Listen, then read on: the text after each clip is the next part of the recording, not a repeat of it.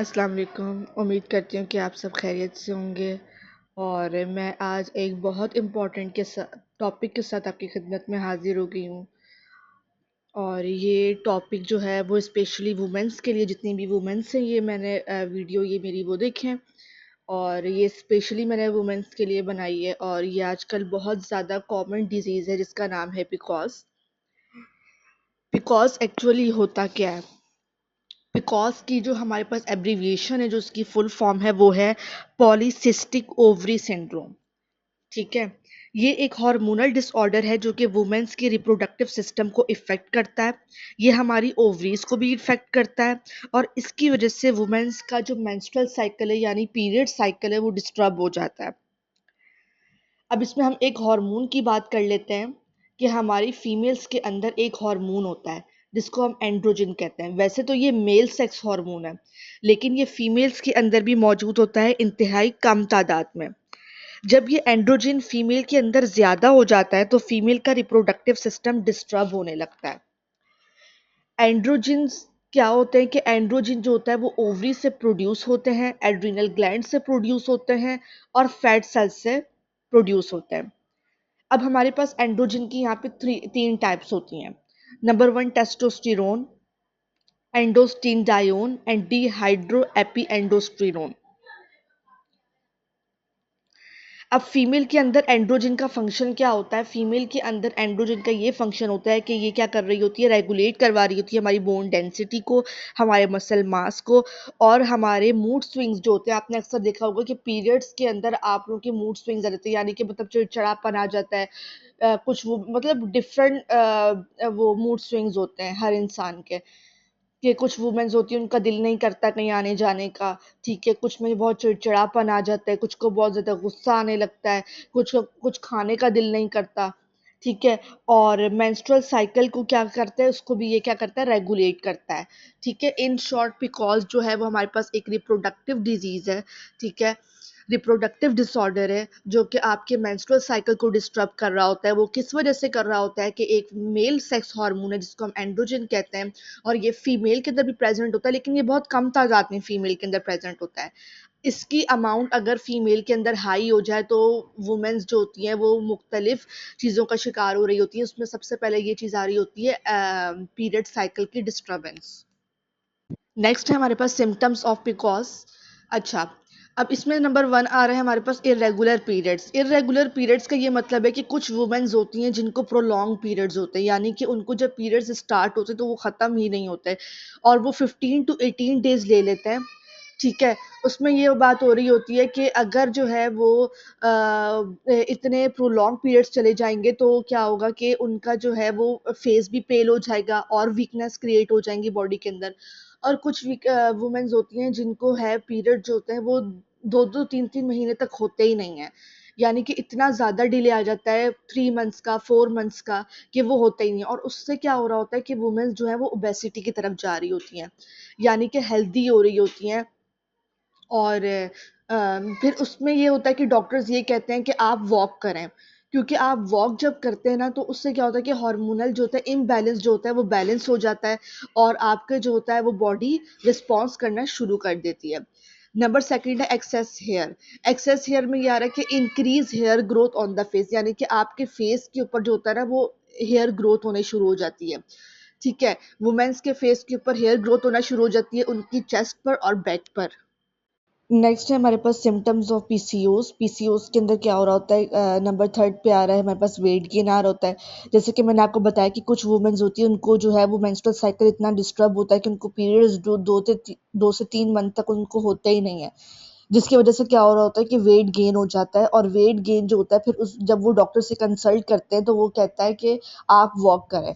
जब आप वॉक करेंगे तो आपका हार्मोन बैलेंस होगा। ठीक है। और मेंस्ट्रुअल साइकिल आप लोगों का जो है वो प्रॉपर हो जाएगा। अच्छा, अब नेक्स्ट है ऑयली स्किन।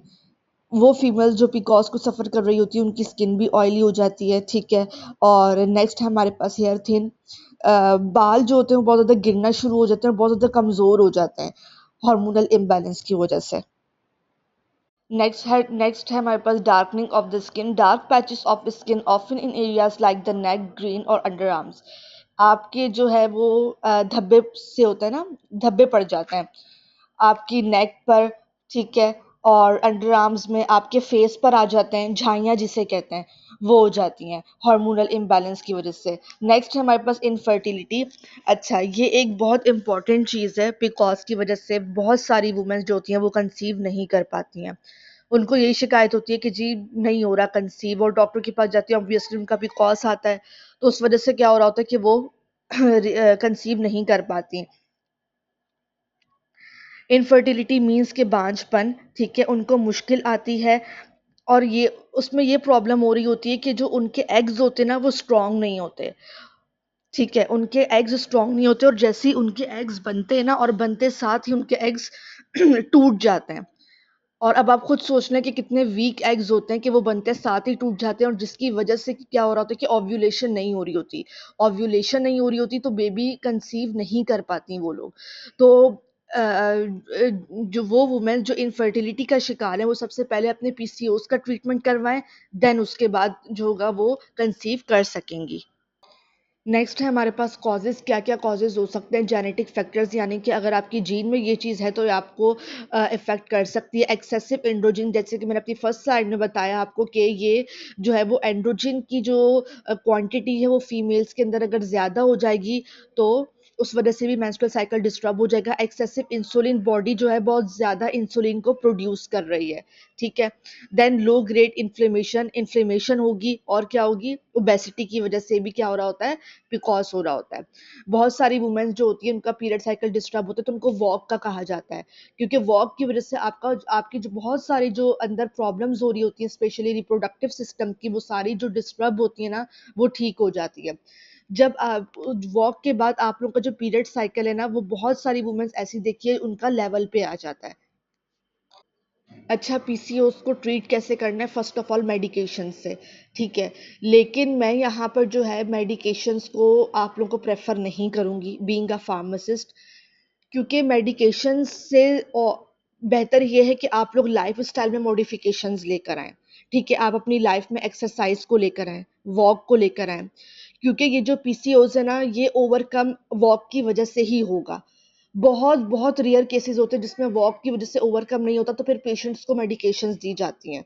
लेकिन आपने इस चीज़ को वॉक से ही सही करना है, आपने कोशिश करना है कि आपको नेचुरली हो, आपके हार्मोन्स जो है ना वो नेचुरली सेटल डाउन हो, तो उसके लिए आपको वॉक करनी पड़ेगी। अगर आप 6 मंथ तक आप वॉक करें, अगर वॉक से ये चीज़ सही नहीं होती है, ठीक है, तो आप मेडिकेशंस पर आएँ, ठीक है। अब नेक्स्ट है हमारे पास सर्जरी, ठीक है। सर्जरी में क्या आ जाता है हमारे पास कि लेप्रोस्कोपिक ओवरियन ड्रिलिंग। इसमें क्या होता है कि फर्स्ट ऑफ ऑल मैं आपको बताती हूँ कि लेपेरोस्कोपी होती क्या है। ये एक सर्जिकल प्रोसीजर है जिसमें थिन ट्यूब को कैमरा के साथ इंसर्ट किया जाता है आपकी एब्डोमेन के थ्रू, ठीक है।